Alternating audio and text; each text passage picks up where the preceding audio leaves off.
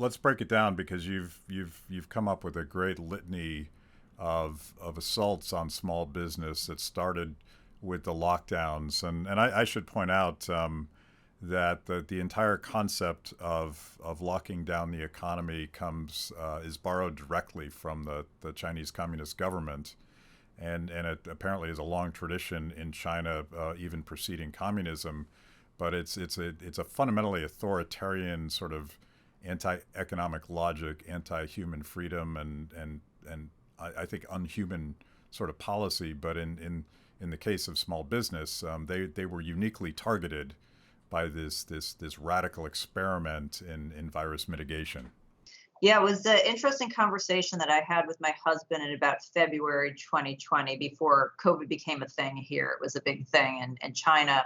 And at that point in time, I got OG COVID. It was before anybody knew that it was a thing, and, did my tour for a couple of weeks.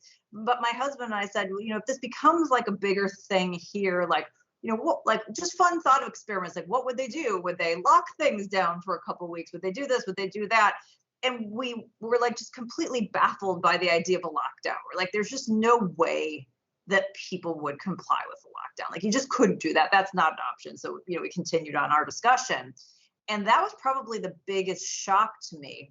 But in retrospect, the way that they did it was very clever. They locked down a third about of the economy, and it was heavily those small businesses, many of which that are consumer facing, that didn't have the political clout and connection. So this was something that was based on that clout versus data and science.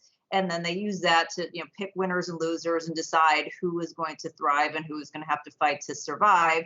They got to say, hey, look, we did something.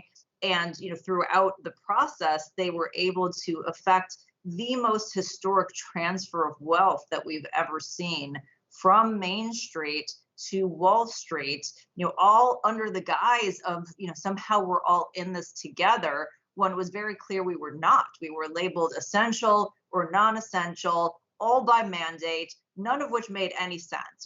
I'm from Illinois, as you might be able to tell from my Chicago Blackhawks sweatshirt.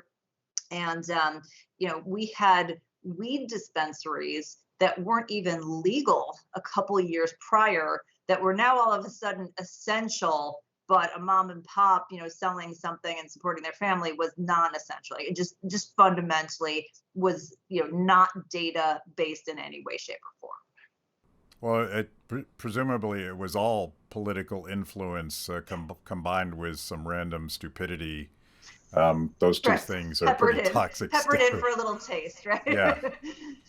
Yeah, I would assume, maybe it's just particularly in Chicago and other big blue cities, maybe weed is sort of a religious thing that can't be touched, but it's also it's a driver of state income, is basically. They heavily tax it, so they didn't want to take away a lot of revenue. Their revenue. No, they wouldn't want to touch that.